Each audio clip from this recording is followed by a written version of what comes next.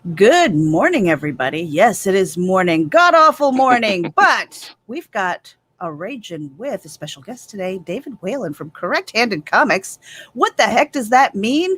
Well, we're going to find out in a moment. This is episode 45. Wherever it is you're tuning in from, make sure that you hit the subscribe button because we are simulcasting to Comics in More New Jersey, Geek Insider, Indie Vault, as well as Ragin' AVC. We'll be right back after our intro. Ragin'.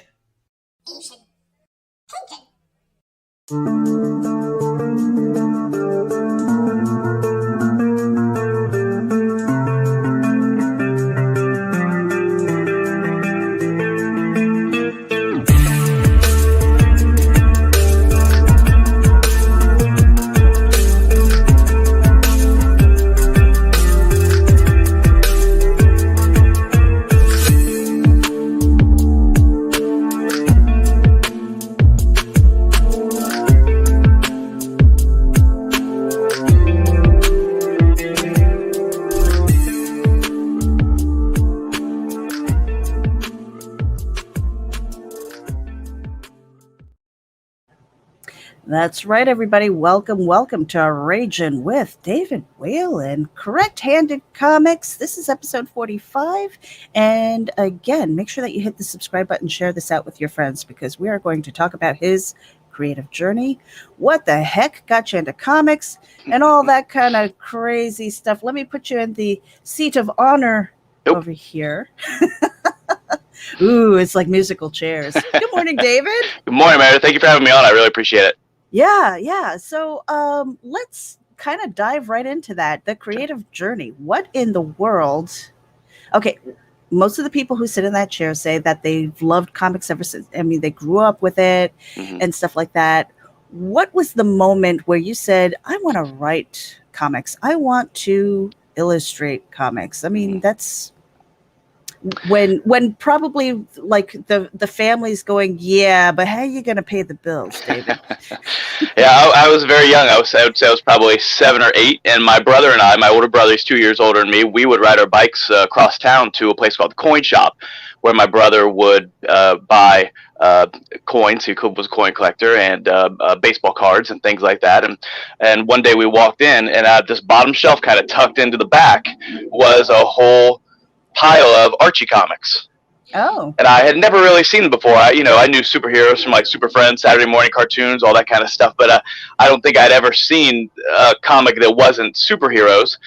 So I started picking them up, and I bought, they were like 10 cents each, and I bought 10 of them and brought them home and read them within the span of 30 minutes. And as a 7, 8-year-old, I wasn't struggled sometimes in school. So me doing that much reading in that short of a span kind of showed me something, and maybe even showed my parents something, that it was a good way to be able to help me to be able to read and to be able to pick up on books and things like that I wasn't really doing at the time. I would say that comic books, probably like so many other in my position, comic books was the thing that got me into reading novels and reading adventure stories and reading the Hardy Boys and Choose Your Own Adventures and things like that. I don't know if I would have done it as easily if it wasn't for picking up those Archie comics way back in the day. And I think my parents noticed that. You said parents were always like, yeah, but what are you going to do to make money? I never really had that problem with my parents. My parents were very accepting of me wanting to draw from an early age, and knew that I was good at it, and not only accepted it, but supported me and helped me to get better, and got me books for Christmas and classes that I would take. I'd say one of the best things they ever did, and I commend them for it, was I was probably about 15 years old going into high school, 14, 15. And my art teacher had, was gushing that David's doing great. He clearly wants to do this. He's great at it. My parents said, what can we do to help him outside of your art classroom? And she said, figure drawing classes. And my parents kind of looked at me like nude people, naked people figure drawing classes. And I'm just kind of standing there, a doughy-eyed 15-year-old, like, they're about to blow up on my teacher. And they said, okay, we'll talk to him about it. Thank you very much. And on the way home, we talked about it, and I think they really realized it wasn't just a 15-year-old wanting to look at naked people. Naked people. It was a really a way to be able to help me take it to the next level with art and drawing people and the figure and anatomy and things like that. So I really do give my parents credit for giving me that opportunity in a place where a lot of parents wouldn't let their 14-year-olds do that. It was something that's through my 20s, 30s, now into my well into my 40s. I still do. I still try to find figure drawing classes at the annex or at the community college down the road. Down the road, it's about an hour away. To be able to just continue to hone my skills, and I think that's something the gift that my parents gave me, and the understanding that this is, if you want to do it, do it. Don't mess around with it. Go do it. And I really give them credit for having that kind of forward thinking attitude. Yeah, seriously, because I think most adults, they kind of fall into this thing of, hey, I have to do this adulting thing, and they forget a lot of the stuff that maybe influenced them as as a young person, as a child. You know, and the things that kind of open the doors to reading, like comic books. You know, my parents were never really, they didn't understand comic books at all because they never really cracked open a book. And maybe my father did, but maybe I think he forgot about that because he loved the Sunday funnies. I mean, it was like Dad got the Sunday funnies before any of the kids did, you know. But I don't think he ever thought of it as like recognizing that we were reading. I think they always saw it as more picture books. Yeah. So I mean, being that you are a teacher, have you ever implemented comics into the classroom? Oh yeah, oh yes. We through from kindergarten all the way to 5th grade, we're dealing with the elements of art: line, shape, form, value, texture, color, and space, and we learn how to use all those elements to be able to build real life objects on a 2-dimensional piece of paper. And from kindergarten, from first day kindergarten, we're learning those tools and those ways to be able to see and understand your world better, so that by the time they get into 3rd, 4th, 5th grade, they're drawing objects as 3-dimensional forms. Really learning how to, like I said, see and understand their world better. I tell my students all the time, art is not about drawing pretty pictures. You can do that with art, but art is about seeing and understanding your world better. And through the elements of art, we learn how to draw 3-dimensional forms. We learn how to use those forms to draw objects in the real world. We use those 3-dimensional forms to build people. And talk about the figure. And by the time they're in the 5th grade, we start to talk about paneling and framing in a picture, framing in a panel, to be able to make their own 1-page comic book. And I tell them it doesn't have to be superheroes, because some of the kids are like, oh, I don't really like superheroes, Mr. Whalen. That's okay. It doesn't have to be superheroes. It can be any story you want it to be. It can be a story about you. It can be a story about anything. It doesn't matter, as long as you're communicating an idea. That's whatever that idea is. That's what art's about. You don't have to be the greatest artist in the world to produce art and to communicate visually. And that's one thing that I try to really make sure they know. Don't worry about making mistakes. Don't worry if it's not perfect. You're communicating an idea, and that's all that matters. And as long as you get to a point where you're communicating that idea successfully on some level, with little mistakes here and there, that's absolutely fine. Then you're doing your job and you're an artist. Nice. Now, so there's an omnibus out here, the Offspring Omnibus, and it says here collecting issues 1 through 13. Now, I'm over at your website, and you've got 16 listed. I mean, so this is stuff that takes time. Oh yeah, it takes time to write the story. It takes time to find the artist and everything. What is your process when it comes to finding your team to work with? The best part about the way I do it is pretty much I'm the team. I write it, I draw it, I letter it. But I have had some help from some colorists along the way who do amazing coloring, just to kind of help me out in between issues here and there. But for the most part, it's me. Especially for the first 13 issues, I had 3 different colors on 3 different books. And really it was because I wanted to kind of streamline my process a little bit, to maybe get them out a little bit faster. My mantra is quick but quality. And those colorists came in and did a great job with those books to be able to help me get them out a little bit faster. But as I started moving forward, I'm like, I think I want to do the coloring. I think I want to do it all. And I want to really hone my skills and really work on being a jack of all trade when it comes to creating a story. So for most of the books, I'm it. I've got a great editor. I've actually had 3 different editors since the beginning of issue 1 who have done a great job for me, and some had to bow out for personal reasons. Some had to bow out because they had other books they were really trying to focus on, which is absolutely fine. But all the editors that I've had on with me have really helped me to really focus the story and really make sure that, again, I'm communicating that idea in the most exciting and thought-provoking way as possible. But as far as producing, when I sit down to be able to create an issue of anything, especially The Offspring, I've had the story for 20 years. So now it's just a matter of getting it down on paper, which is the hard part. So it's trying to find those little bits and pieces and times during the day to be able to lock myself in the den and say, Daddy's drawing for an hour, give me a little bit of time, or Daddy's writing, or to draw while my wife and I are sitting and watching a show, or write it down, in between lunch and dinner, sitting down with the kids. It really is just about organizing my time as best as I possibly can to be able to produce at a level that I want.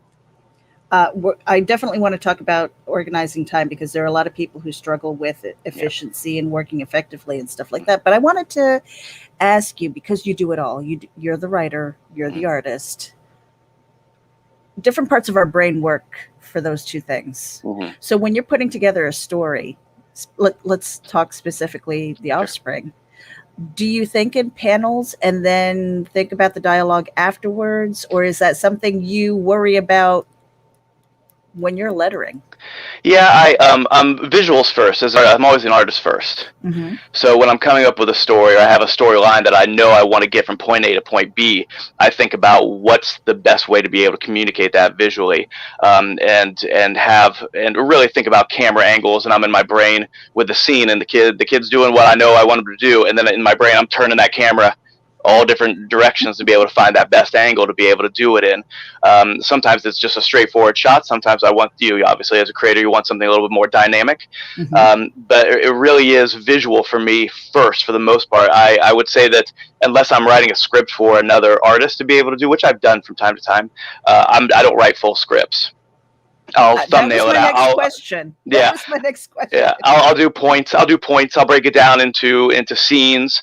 And sometimes I will say, I got to make sure they say this to move the plot forward. And then sometimes it'll be when I'm lettering, I'll go, that's a better line than what I was thinking of. Let me put that line in there. And if it fits and it doesn't affect the plot, and it shows a little bit more characterization to make these kids feel a little bit more real, then great, all the better. But yeah, I would say my writing process happens more during the thumbnail portion. Okay. Because I know where I want to go, and it's the process of putting down those panels and knowing, is this going to be 5-panel page? Is it going to be a 7-panel page? Do I need to get 10 panels in this one page to be able to tell this part of the story? I try to keep it between 4 and 6 panels per page. Just because I know my pacing and how I do it, though, having a little bit more room to be able to tell the story always helps me. But I know a lot of people say, hey, you can go up to 20 panels if you can communicate that visually in a successful way. But I try to keep it fairly simple with my paneling, but also dynamic. So when I'm thumbnailing out, that's when I really start. I know I need 23 to 24 pages. Sometimes I'll go over the issue 17. I went to 28 pages, which is, I can do what I want. I'm the guy doing it. You're the guy. so those little rules that you hear, try to keep it to 23, try to keep it to 24.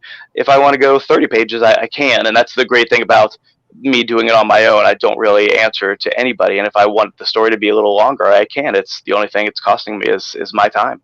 Right.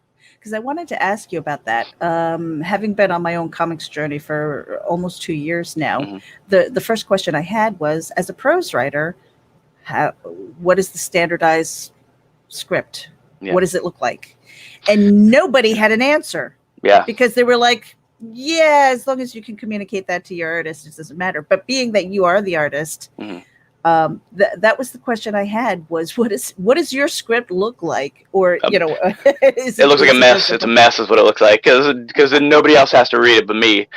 So that's the great thing about it, is it's scribbles all over the place. Sometimes it's not even words; it's a picture that that I want to try to communicate. So there'll be times, like I said, when I'm thumbnailing, there'll be notes all the way through my thumbnail pages, and the little bits of dialogue that I know I want to get in there. But for the most part, if anybody else were to look at my thumbnails and try to decipher it, they They'd have probably would no not be idea. able to. And that's partly because because I know what I want to do, and it's really just the seeing it visually before I get it onto a big, more finished pencils or ink pages, that I can really make sure that those panels and those angles of the camera work for what I'm trying to communicate. So tell me about your thought process then when you're putting together a panel, because most people don't come out of the box going, okay, this panel, this pan, this view, and all that stuff, trying to put together a page. Mm-hmm. I mean, when you're doing that, has it ever surprised you that maybe the voices in your head are changing, the dialogue is changing, and maybe what you thought the story was changes? Oh yeah.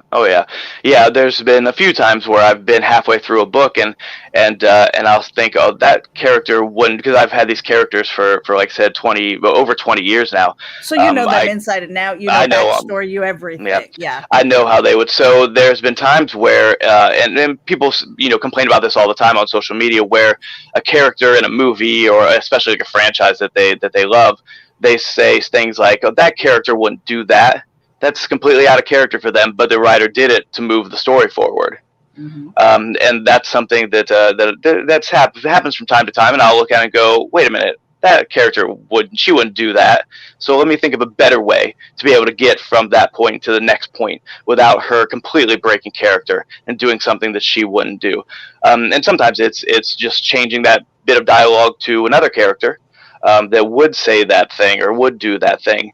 But oftentimes it's just changing it to make sure that character still gets their minute in the sun on that page, to be able to make sure that they're saying something that makes sense to them and gives them characterization, gives them, hopefully a chance for the audience to feel empathy for whatever their struggle they're going through, but also moving the story forward. Mm-hmm. Yeah, that is... that's all often a struggle, but sometimes a blessing too, especially when you're doing it all, because when you're sitting there in lettering and you see what you've drawn, I think sometimes it's a lot easier to change the words and the dialogue. Yeah. And it's that thing of in a story having something happen to a character or having the events happen because of a character. Right. I think that's something that as I'm thumbnailing out, I want to make sure that my characters are taking an active role in the story, and it's not just happening to them. So even though things might be dumped onto them during the story, what can they do? What are they going to do to take an active role to? The thing about some of the things I hear sometimes are, my characters start to develop these powers, and in the omnibus, at one point, their powers seem to kind of get amplified a little bit. Mm-hmm. And the one thing I say is, oh, why didn't they do this with their powers to be able to stop that guy from doing this? And I say they just got these powers 20 seconds ago. They don't know. Right.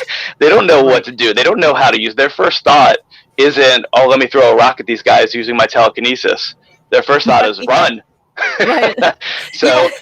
So it's that slow progression that I want to be able to create. My goal is 50 issues of the Offspring, and like you said, I'm working on issue 17 right now.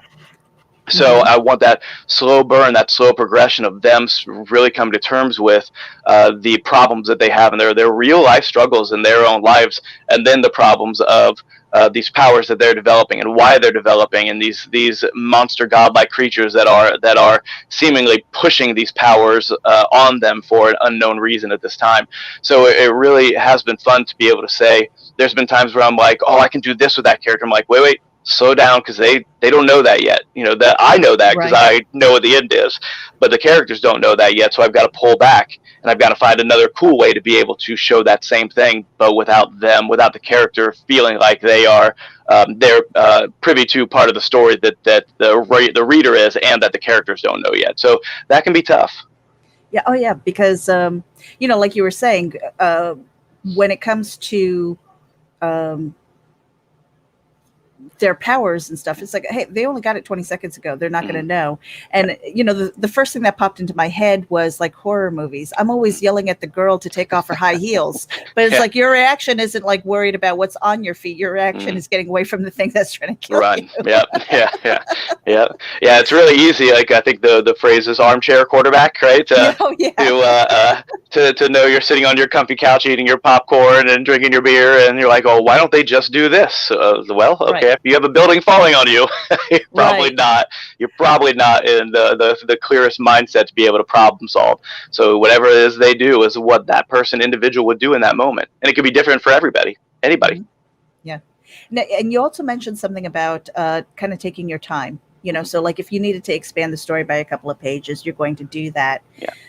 On the flip side of that, have you ever kind of done that and then went back and went, that's too much. It's too wordy, or it's just, what can I cut out of there? How do you edit yourself in that case? Yeah, so the pacing is very important to me. I really like pacing. I want to make sure the action moves, it flows in a way where that it makes sense, but it also moves forward. And I don't just want action for action's sake. I want it to be something that makes sense from panel to panel to panel, and that they're, like I said, they're always moving forward to whatever goal they're trying to do.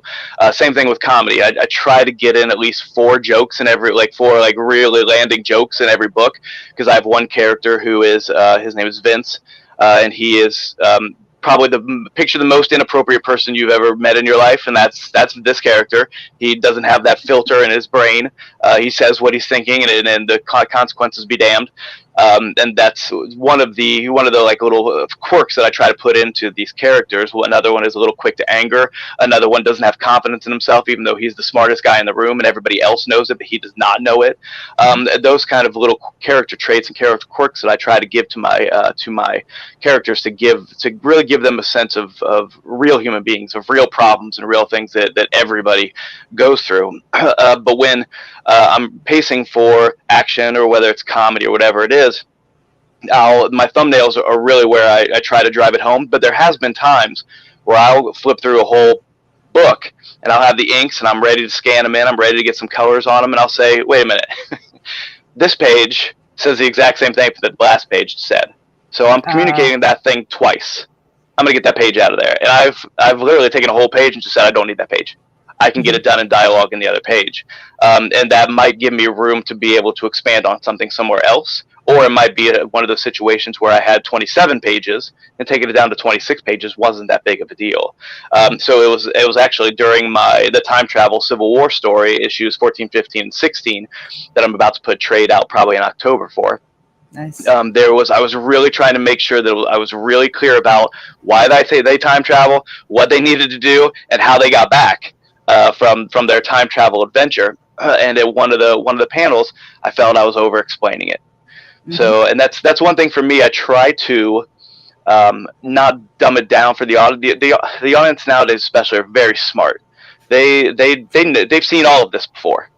Whether it's sci-fi, whether it's a love story, or romance, or a comedy, or whatever it is, they've seen it, whatever it is.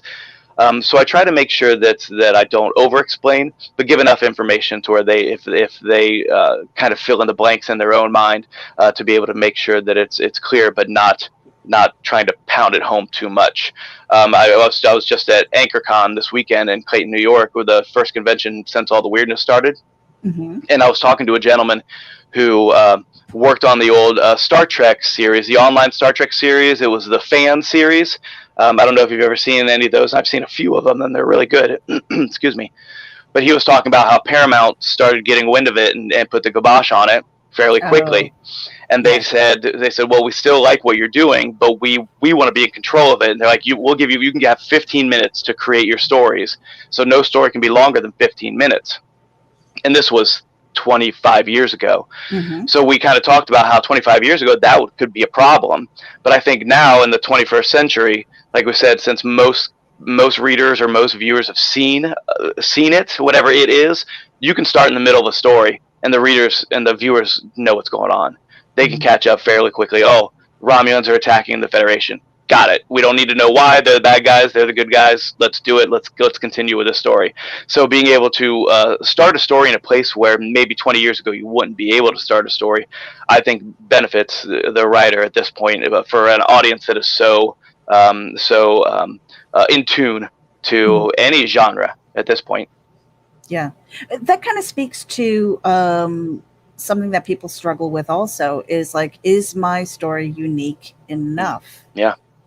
How do you get past that? I mean, I'm sure that has crossed your mind, you know, when you're like, because, you know, we describe it as, oh, it's like if you did a love story with a beast, you know, it's like, oh, it's Beauty and the Beast meets aliens or something like that, you know.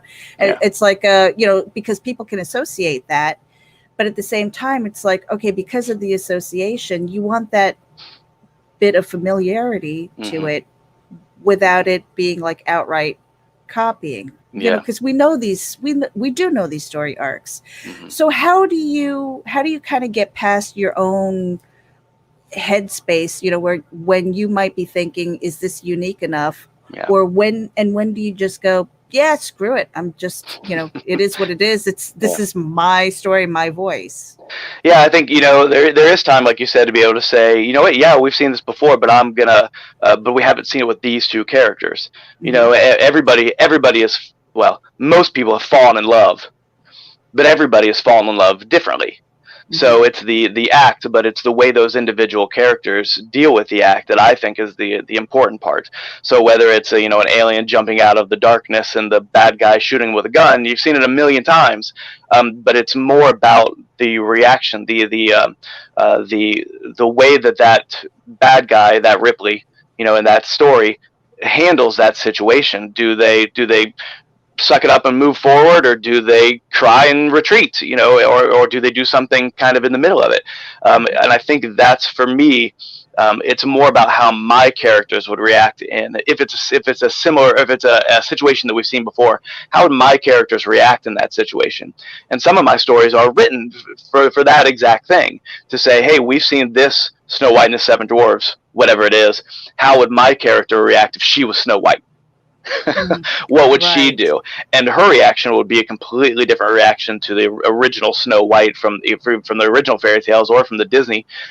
So it's that playing with that idea, that because the reader has expectations, and being able to play with that expectation of, oh, she's going to be a sweet little Snow White and she's going to help these seven dwarfs. That's probably not going to happen with one of my characters.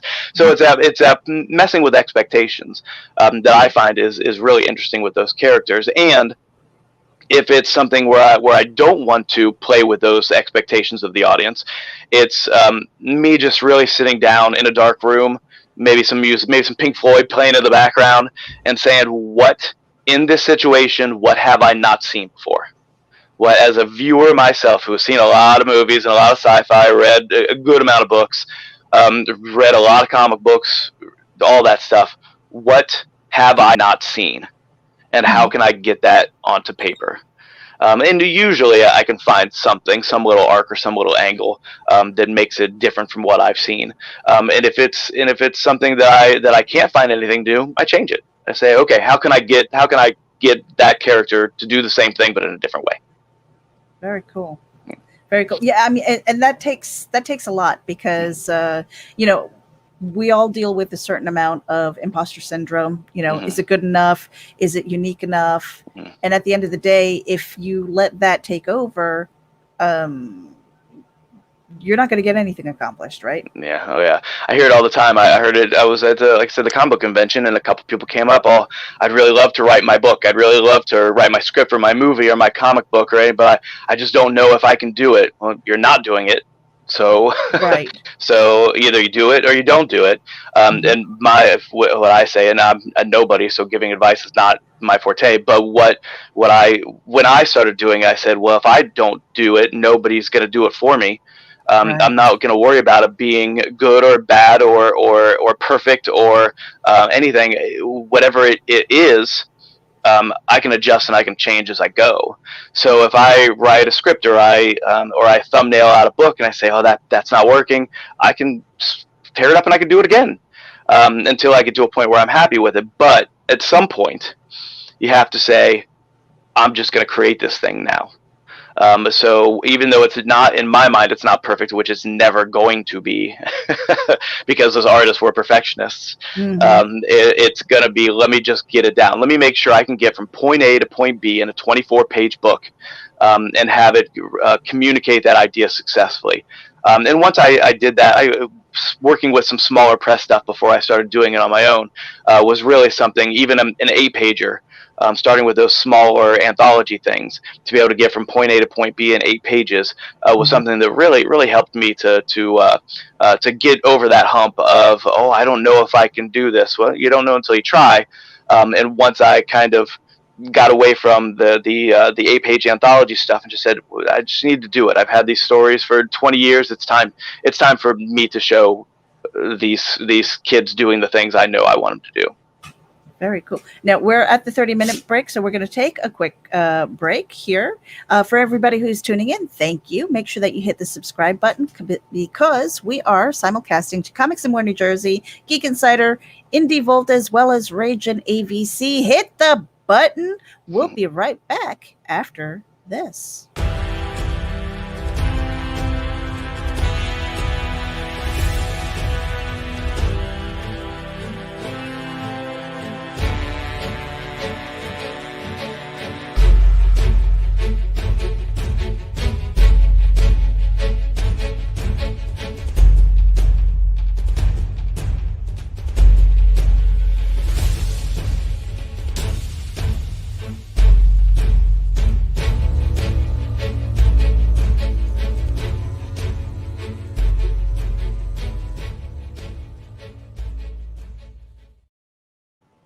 Okay, you comics fans and creators, make sure that you get your books delivered safely. Go to Gemini Comic Supply and you can use coupon code VOLT10 to get a 10% discount on your Gemini mailers. That's right.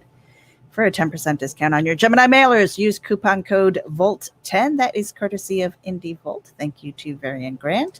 And we are raging with David Whalen, Correct Handed Comics, episode 45. And we are back. So, David, when you finally had that moment where you're like, I'm just going to create this comic, I'm going to get this out of my head.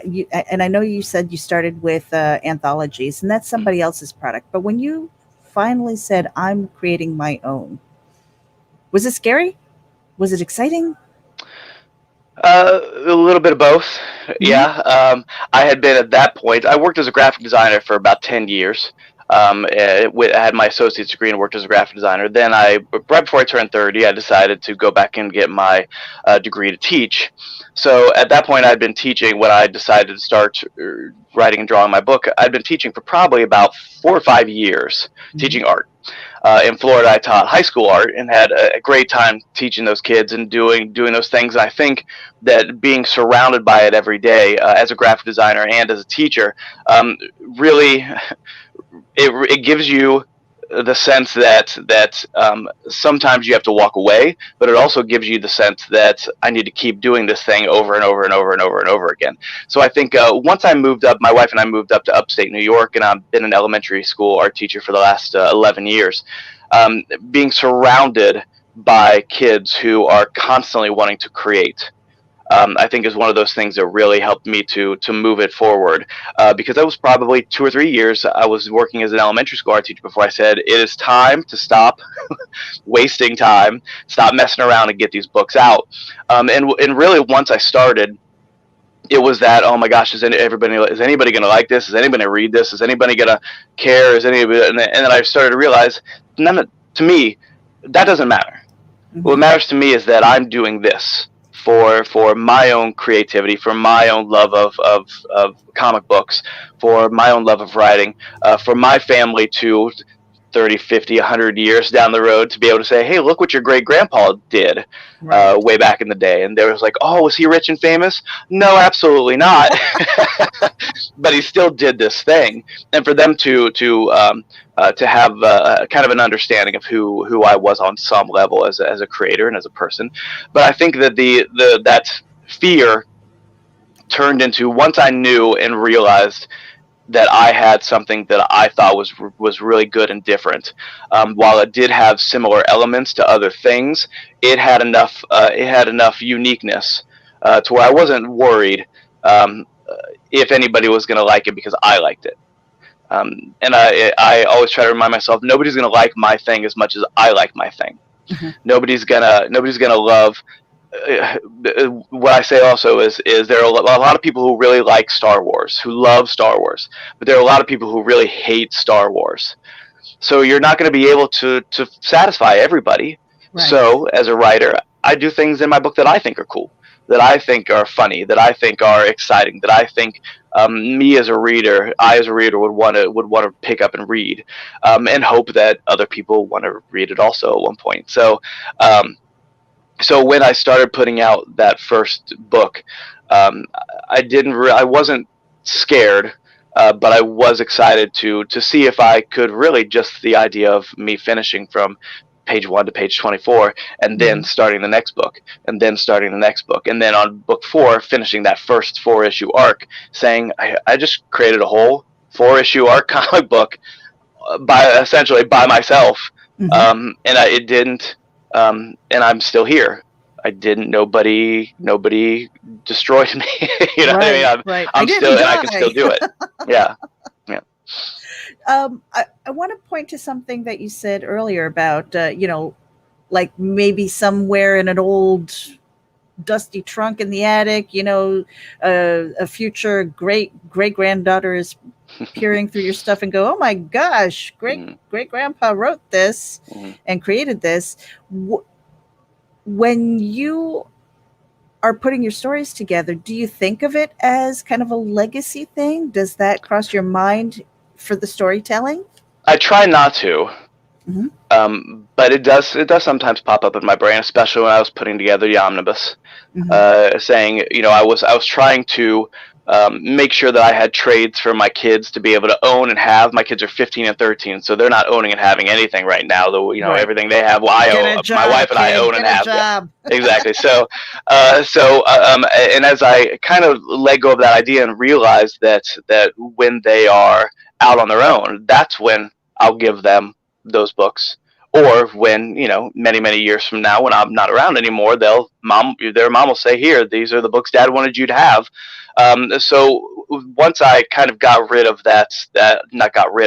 but pushed to the side that idea of, I need to make sure my kids know I'm doing this right now, and kind of thought of it as, my kids will know, because we talk about it. They ask me questions about it all the time, which I love. They'll know, and they'll see it, and they'll have it, and they'll show hopefully their kids, and their kids will show their kids. And I think it's that long-term idea that is something that I brought from just my own personal experiences as a creator and as a teacher. One thing I do in the classroom is kids, I have an art wall. So if kids create something on their own at home, they like to bring it to me, and I'll hang it up on my art wall. Where every year I'll take all those art pieces down, and I'll put it in a folder, and I'll date the folder, and I throw it into a bin. And I always tell the kids that in 10 years, when you have kids and I'm teaching your kids, they'll be able to see, oh, mommy or daddy gave Mr. Whalen, oh yeah, your dad brought me this cool artwork here, and I can pull it out, and it was 20 years ago. Here it is, right here. It's that long-term thinking that not only helps my organization with creating a 50-issue story for the Offspring, but also makes it fun for me to know that 15 years, when the kids I'm teaching now have kids and I'm teaching them, I'll be able to take things like that of their parents' artwork and be able to show it to them, and them maybe even take it home to their parents and say, you remember when you did this for Mr. Whalen? And it's that long-term, those long-term goals that I think really helped me with, we talked about organization, really helped me to make sure that I knew where I was moving forward and where I was going to with my story or with teaching or with whatever it is. And that was a perfect segue, because I want to talk about the organization. A lot of people struggle with that, whether it's time management or even kind of segmenting out their stories, because you said 50 issues, and we're going to talk about that too. Okay. But organization, time management, how do you manage to do that? Because obviously you've got kids at home, you know, plus work, plus real life stuff, and now you're doing it all. Yeah. How do you do that? It can be tricky. I think really is, like I said, it's just carving out that time to be able to do it. I think that one of the things that hinders is there's so much other stuff happening, and sometimes it's stuff that we think is very, very important, and then you realize that it's not very important. Like, I don't need to sit and watch Star Trek: The Next Generation Best of Both Worlds Part 1 and 2 for the 377th time. I might have something going on in the background, like a video or something, or music going on in the background. But for me, it's realizing that I have two options. I can sit here and I can watch another episode of The Office for the 77th time, or I can go and I can create my own stuff. And that usually gets my butt up into the drawing board to be able to motivate myself to be able to continue to do those things. It's really easy to be to not be motivated. It's really easy to not be motivated. You can just sit there, and I'm just sitting here now, and next thing you know, 4 hours have gone by. 4 hours, a bag of chips, the crumbs, the TV, your brain rot. And sometimes I tell my kids all the time, sometimes downtime is important. Yeah. Sometimes you need that rest to be able to recharge the batteries. But if that resting is happening 7 hours a day, every day, it's not resting anymore. You're just not doing anything. And for me, that's the more I do, the more I do. Does that make sense? So if I am constantly moving, whether it is playing games with the kids or working on curriculum or teaching in the classroom or writing, or thumbing out the next page, the more I do it, the more I want to do it. So I try to make sure that if I am recharging my batteries, it's a quick recharge, and I go back to whatever it is I need to do. And it's difficult. It can be hard.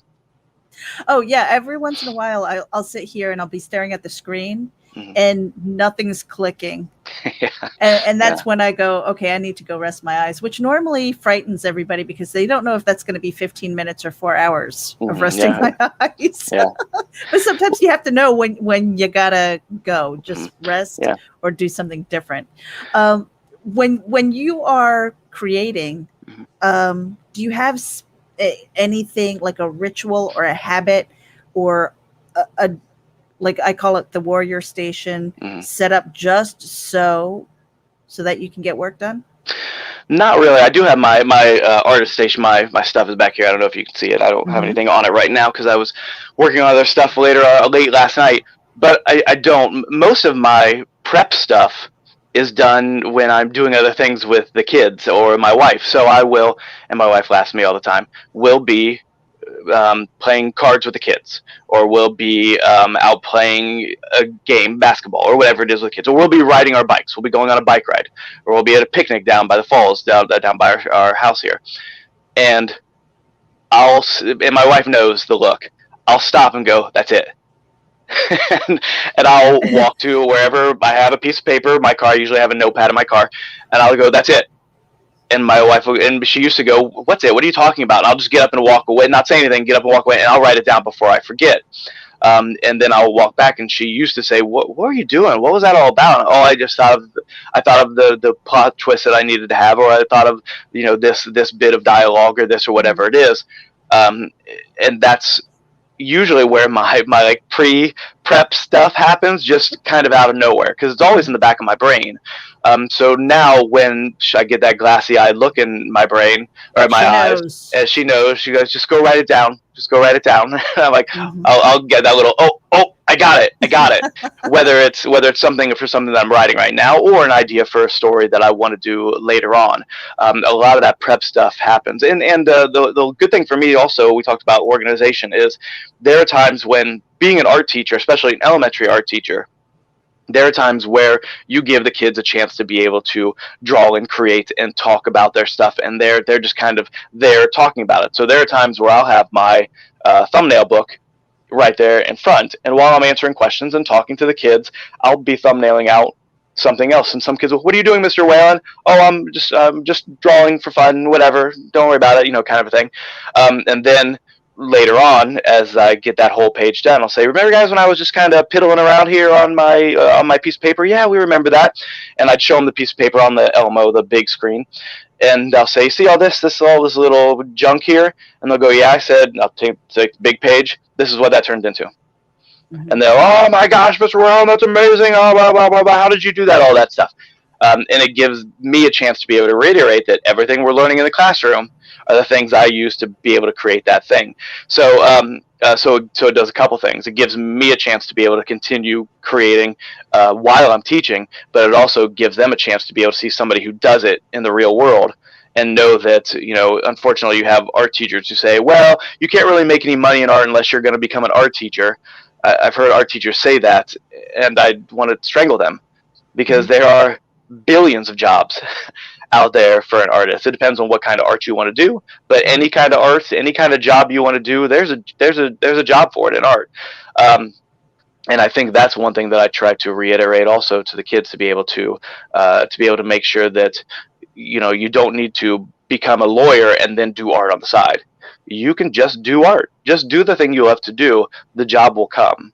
I got off on a tangent there because we were talking about something else. I love that, because motivation and putting those seeds in. Let me tell you something. I haven't met a creative writer or artist or musician who ever regretted doing the creative thing. Yeah. They've regretted the sports injuries. They've regretted, and I'm not saying that, like health and fitness is great and stuff like that. But when it comes to the creative process, unfortunately in schools, it's kind of the first thing to go. Yeah. But I think it's the most crucial because it's using oftentimes both sides of your brain, imaginations in there, and then just the fine motor skills, what's in. Yeah. I'm very lucky. I work in a district where I think most people, especially the people in charge, understand the importance of the arts, understand that we're teaching not just how to draw pretty pictures, not just how to sing songs or to memorize songs. It's problem solving, critical thinking skills that you use for the rest of your life. And while you're learning art, you're also learning math, history, science, language, reading, writing. You're learning all those things while you're learning art. And I've had almost every principal I've ever had that comes into my room for evaluation, they walk out going, "How did you incorporate ELA into your art class?" And I said, "Because ELA is art." What do you use to create? And I try to try to make sure that it's very clear to them that when the first element of art is line, what do you use to make letters? You use lines to make letters. What do you use to draw pictures? You use lines. Letters and numbers are just pictures that stand for words and sound, or for sounds and amounts of things. So every time you write your name, you're drawing a picture that represents your name. Exactly. But people don't get that. And I think that, unfortunately, we have lost that understanding. They see art as frivolous, as something just like, oh, whatever. But it is that understanding of, again, the more you understand the world around you, the better equipped you are to live in it, and that's what art does. Yeah, and breaking it down so simply, like your signature is a line.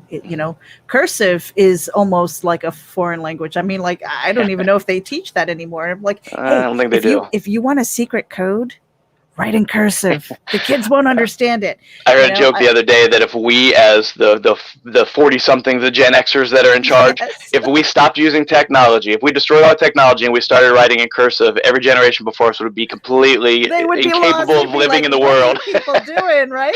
They wouldn't be able to live in the world. We could completely totally control them. I'm like, what do you mean you can cook without a microwave? Yeah. Funny That's stuff. kind of funny. And it's like it's the same with music. I tell people all the time, like, music is like translating a foreign language. You look at that, you look at the scales, and you look at the notes and stuff like that. You have to translate that into something else, of course. Yeah. So I think it's really important. And thank you for the job that you do, because I suspect that in your room it's okay to color outside of the lines. Yeah. Yeah, it's one of those things. I tell them that the biggest concern, especially in kindergarten, I try to get the words "I can't" out of the vocabulary. I can't do that. I don't know how to, Mr. Whalen. Well, you're about to learn. So if you do it, you'll learn how to do it. And it might not go 100% the best you want it to go, but the more you do it, the better you'll get at it. So don't worry about making mistakes. You're going to make mistakes. Learn from those mistakes and move forward. I think the fun thing about challenging the next generation too, by doing that, taking "I can't" out, is saying there's a world of opportunity. All you have to do is try. You might be good at it, you might be bad at it, but at least you tried. You know, and there's always practice. To get better. And it doesn't even matter if you're bad at it. If you enjoy doing it, do it. Sure. Like, you might be the worst, I don't know, gymnast, or pick a friend, I don't know, the worst gymnast in the world. But if you love being a gymnast, it doesn't matter if you're good at it or not. Just keep doing that thing, and hopefully you'll be able to pay your bills with it. But yeah. No, you said something about 50 issues, and I'm going to bring up your website so that people can know. Anybody who's tuning in, take a look at the show descriptions, because we have the links to David's social media as well as his website and his Amazon page, where you can get the Offspring Omnibus, and that is episodes. I keep saying episodes. That is 1 through 13. Yes. Over there on Amazon. So we do have those links in our show notes. You said 50 issues. A lot of times when people throw out a big number like that, there are times when you have this vision in your head and it's so big. Does that ever frighten you, stop you, or just like, what the hell was I thinking? I'm going to be honest, and I'm going to say no, because I knew where I wanted to go from the beginning of this journey. And now that I'm doing it, and now that I'm in the process of doing it, I don't think I could stop if I wanted to.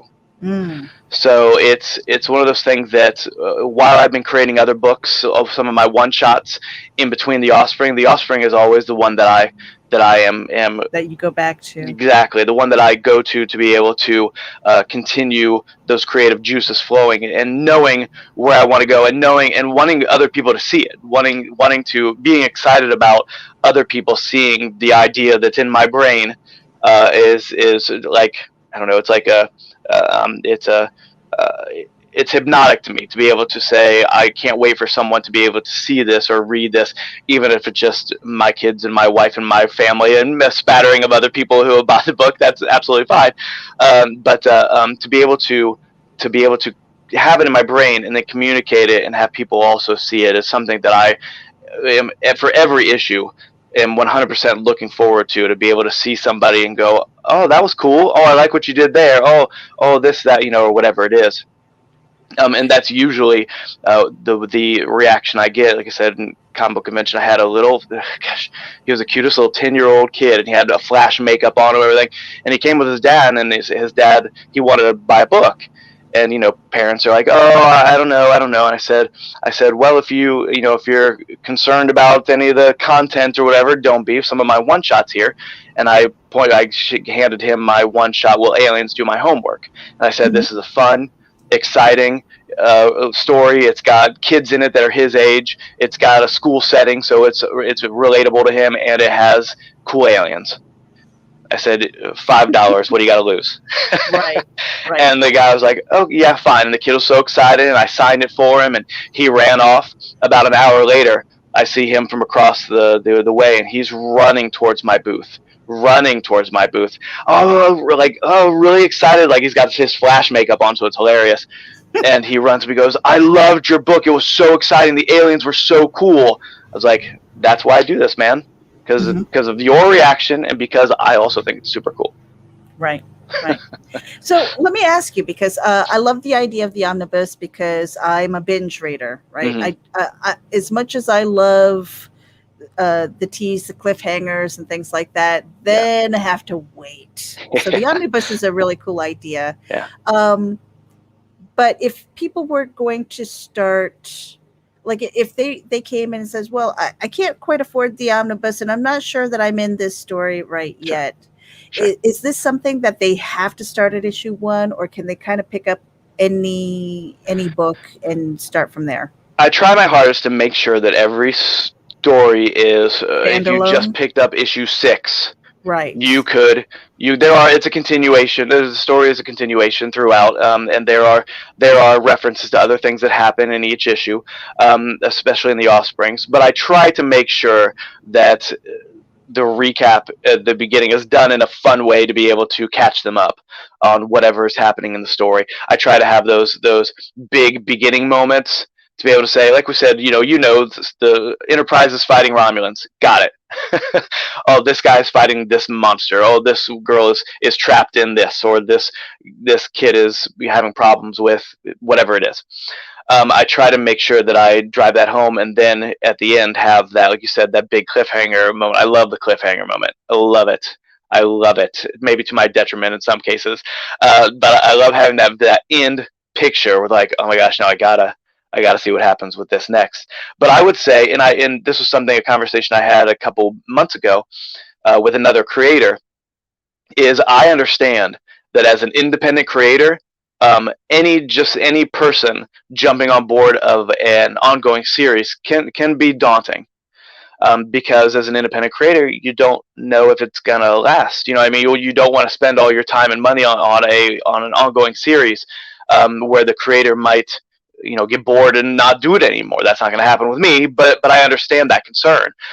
So what I do is I try to steer them towards maybe my 4-issue miniseries called Evolution Utero, about a superhero fetus inside of his mother, and his mother is the worst person in the history of the world. Or I point them towards my one-shots, my 24-page one-shots. And each of those 24-page one-shots has a different genre, a different story that is just from beginning to end, just its own story. So it gives them a chance to be able to see my writing style, to be able to see my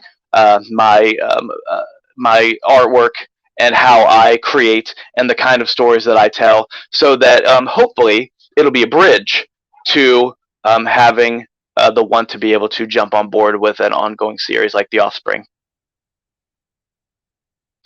And I just realized I was on mute. So we're kind of going through your website here. We've only got a couple of minutes left. Sure. Tell us a little bit more about some of these other series that you've been working in. Is it something that, like, Correct Handed Comics is your stuff with different properties?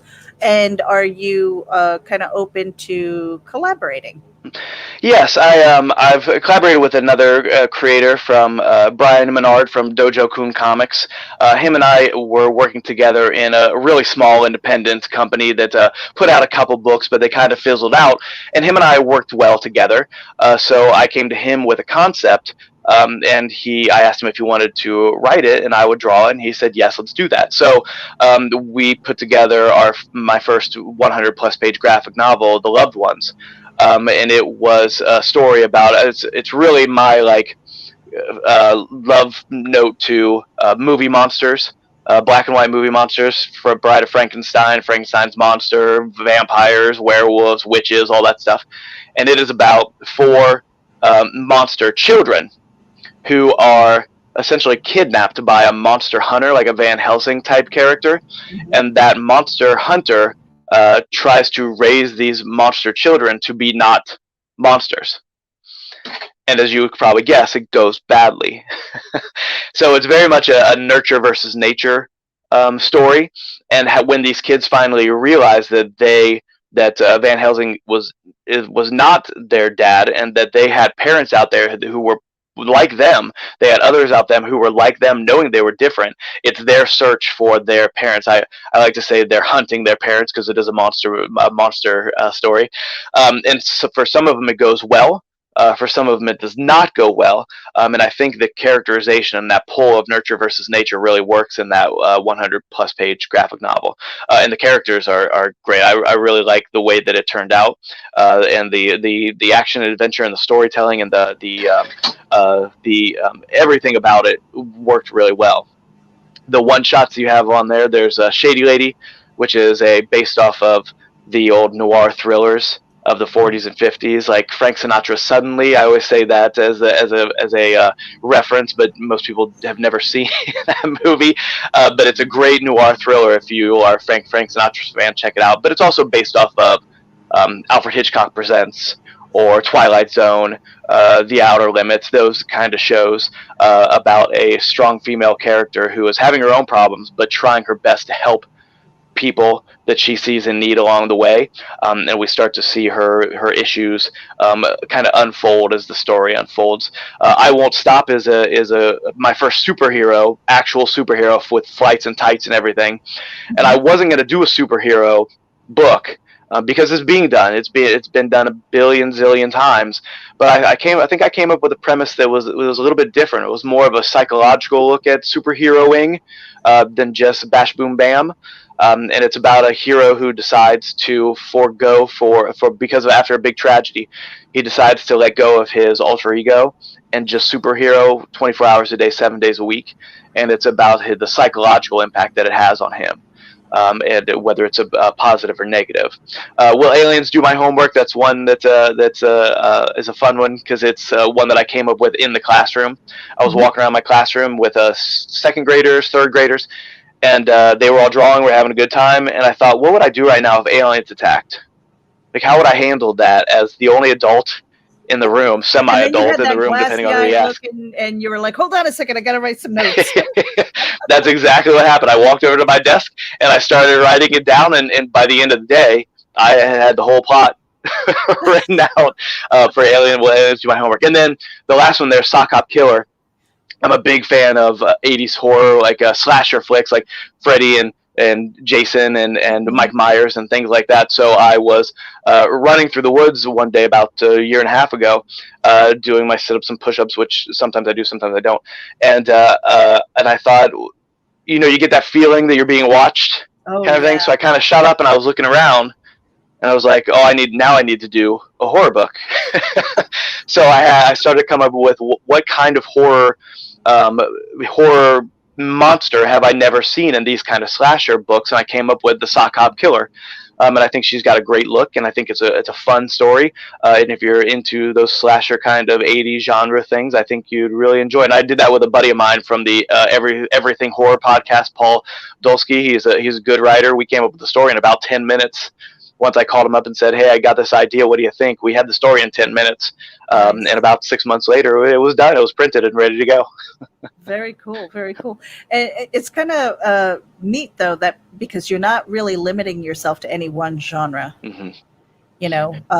There are a lot of people who are like, no, this is my lane. I'm just going to stay here. This is what I want to be known as. But I mean, this is kind of like, and this is not to say that it's a bad thing. I love it because there are a lot of times where I don't identify as any particular genre either. I just want to write. I just want to create.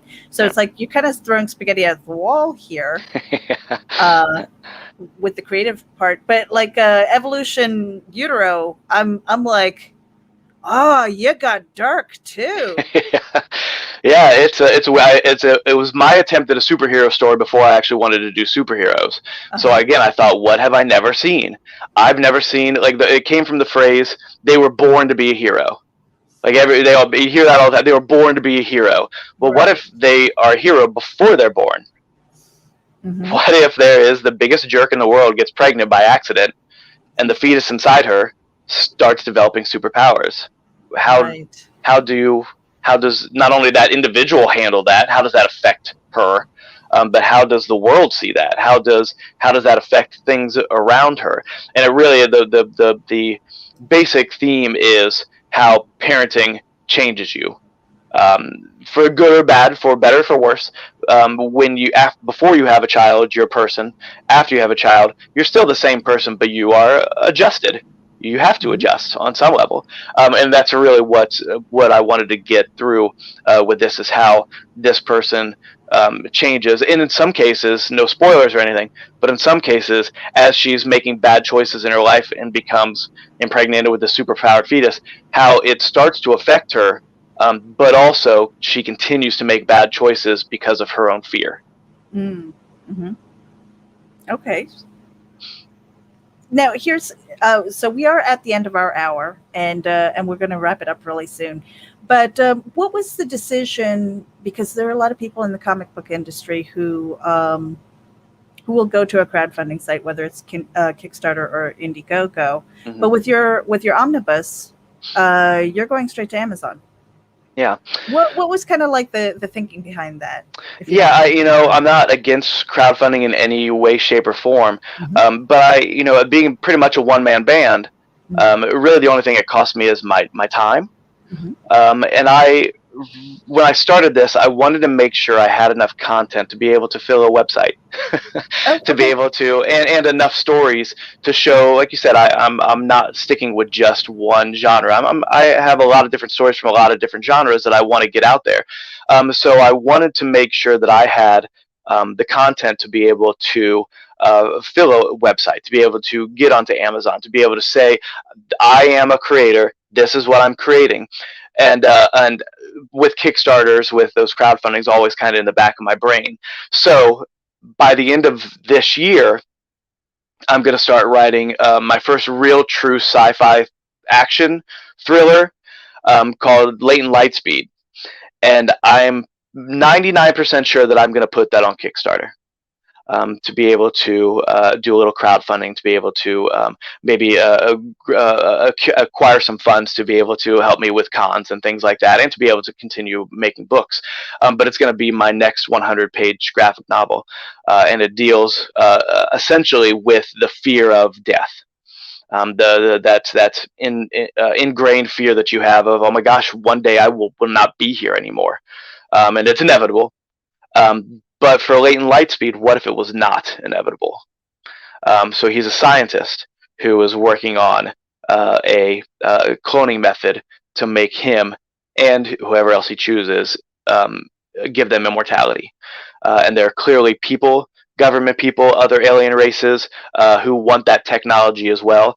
So that's the 100-plus page graphic novel that I'm going to start. I'm hoping starting. I've already kind of got it plotted out already to by the end of the year, and get that out hopefully in 2022. That's kind of interesting, and I definitely want to have you back to talk about that, because awesome. The older we get, we think about our mortality. Oh yeah. Oh yeah. Well, and so, quick question then: given the chance for immortality, would you take it? Absolutely not. Absolutely not. Well, one of the things that makes us special is that we're not here forever, right? As individuals and as a human race. So while death is inevitable, it's also sad and hard. But I think that as a human race, the more we start to embrace that we only get this small, finite amount of time, the less damaging it will be, the less sad it would be, and the more we can celebrate a life lived well, rather than mourn the loss of someone we loved.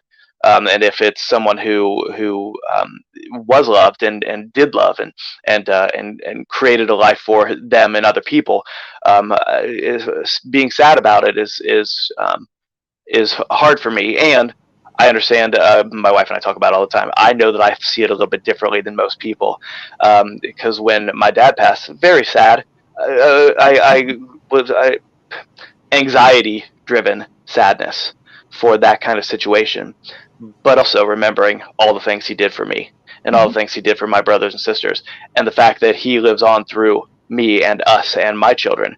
I see my dad and my son every day. So in that case, we do have some level of immortality. But to actually be someone who lives forever, I think is a bad idea. Yeah.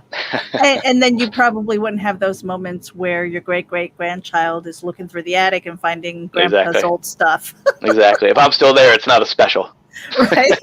Be like, oh man, here Yeah. he goes again. Now I got to go talk to 1,000-year-old grandpa. Blah. Ew, and he smells. Stop giving me butterscotch candies, grandpa. I don't like them. Well, okay, last question. If you were going to give new creators one piece of advice, what would that be? Don't worry about messing up. Just do it.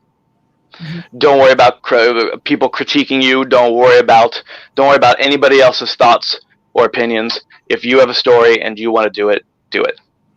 Awesome. Don't waste time. Get it done. Even if it's not a success as successful as you want it to be, the more you do it, the better you get at, and the more successful it'll be in the future. And if it's something that you truly want to do, you'll continue to do it no matter what. Yeah. No regrets. Exactly. So I want to thank you guys for tuning in who are on the live stream. And when you're playing the replay, make sure that you share this out with your friends also. There's a lot of information here. We are talking with David Whalen. Is it Whalen or Wallen? Whalen. Whalen. Okay. So thank you to Grant Lankard. We've got Apex Comics, Ninja Jenko's here, as well as Christian Basil from the Legend of the Traveling TARDIS radio show. Mike Jimmy Lorsha de Bruyne is here as well on the live stream. Thank you guys for tuning in. Let me put this card up as we say goodbye. Again, we are simulcasting to multiple channels, wherever it is that you're tuning in from. Make sure that you hit the subscribe button and share it out with your friends. We are raging with David Whalen, Correct Handed Comics. All of his links are in the show description, so make sure that you go over there. Follow him everywhere. Just don't peek in his windows, because that's weird. Hey, David, do me a favor. Yes. Say, throw my dudes. Throw my dudes. We're out of here, you guys. Thank you for tuning in. Bye-bye.